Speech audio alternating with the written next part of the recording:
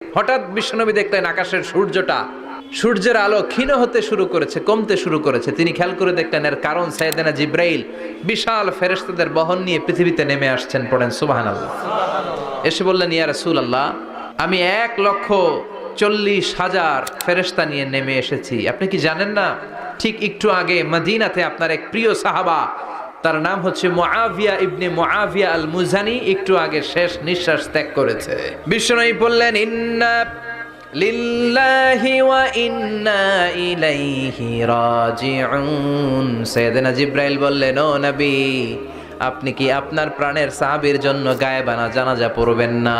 বিশ্বনবী বললেন, অবশ্যই পড়ব। সাহাবীদের মধ্যে ঘোষণা দিলেন, ও সাহাবারা, তোমাদের ভাই মুআবিয়া ইবনে মুআবিয়া আল মুজানি কিছুক্ষণ আগে মদিনাতে ইন্তেকাল করেছে।